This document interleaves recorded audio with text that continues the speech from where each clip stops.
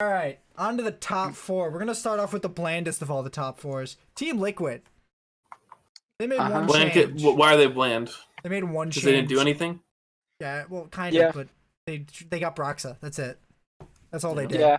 Which everyone agrees is probably a lateral to bonus move. They weren't making it anywhere. It's probably worth it to make this change. They got stuck in groups both times at Worlds.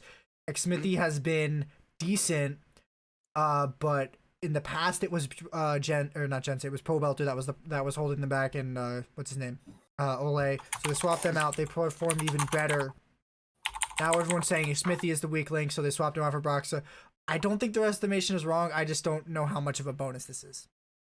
Yeah, I agree with that. And to parody what being said about IG, Parrot. you could put a dog in the jungler's role here, and this team will still do great. I don't agree with that even a little. That's bit. wrong as Don't hell, agree with bro. that. At least in an A. No, No, Yeah. that's not even really a little. wrong. I think a good jungler dismantles this team very easily. They play very consistently. Yeah, one of the reasons they didn't lose last year was because of Xmithy. Because Xmithy was consistent, solid, able to assist where he needed, able to take the lead where he needed, make plays. A consistent jungler is a key piece for this team. Like, the reason they were good, it's not just individual skills, we're going to clap our lanes, it's a team thing. So you get a jungler, like you put me on jungle, and I'm just like sort of dicking around at Krugs while I should be somewhere else, and they're going to start losing, right? Like, you can't just put anybody in there and have it work. It's a whole unit. Like, that was their vibe. So, the way that you can easily dismantle TL is by shutting down Doublelift.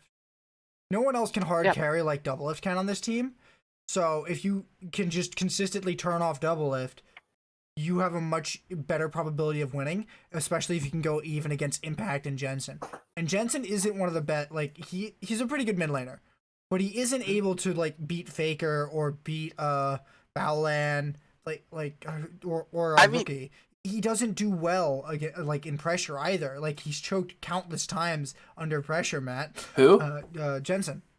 Are we talking about Echo ults? No, Zhonya's. True. I mean, yes, but that's on the international stage. If we're talking about that, we're and also the finals that's what of this the team's NA. gunning for. They've gone And also in the NA finals. They've gone to finals 4 times in a row. They won all 4 times, and they've gone to Worlds twice, and they finished in the same exact spot both times. But in the scope of NA, with like the best bot lane that you can have there, and with Impact being a consistent top laner, and with I Jensen take issue with this being the best bot lane you can have. I think Bifrost does better with him.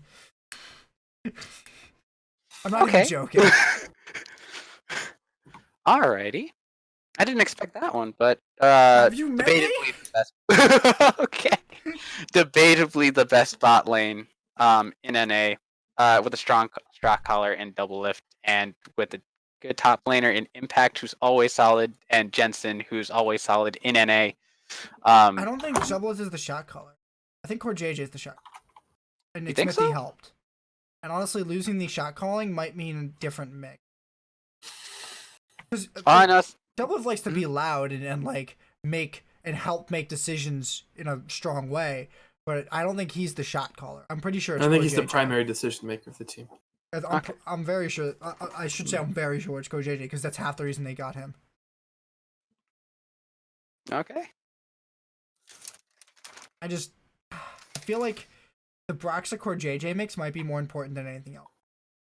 And if that goes wrong, I don't think that this team. I think this team might finish third, if the Broxa change goes badly. Because Xmithy is so good and so stable and so consistent. Do you remember that game where he was like 0-4 on what's her name? A Kindred, or like. And he was still so useful. He was level 1 for like 6 minutes, and they won. And he was still useful. They won that game. How? You have to be so mentally strong to do that. Also just good at knowing your position, right? Like going like, okay, like I'm from behind. Here's what I can do. Here's how our team has to play, right? Like, that's incredible skill. Like, Xmithy is actually a fucking excellent jungler. He is the best NA jungler, like hands down. There is no one that comes close.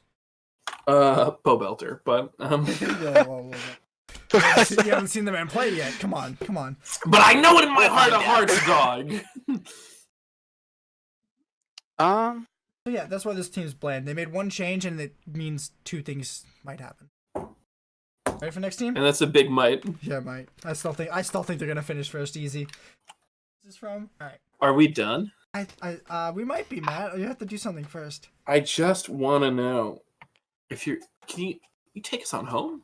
Yeah. I think I can. That's gonna do it for the first episode of the legendary League of Legends podcast. I forgot to do this at the beginning of this episode. Fuck.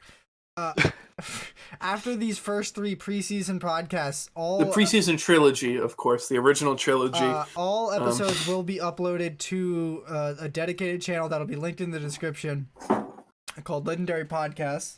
I don't think you can Google search for it yet because it hasn't posted a damn thing.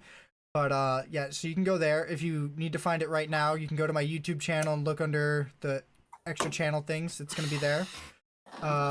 Besides that, catch us probably at 7 o'clock on Tuesdays, because I bet you the change is going to be that Monday night has games on it, so we're not going to be able to stream then if we wanted to. And also we can't. Yeah. All right. And have a nice night. Have a good night, fellas. Yep. Oh my god.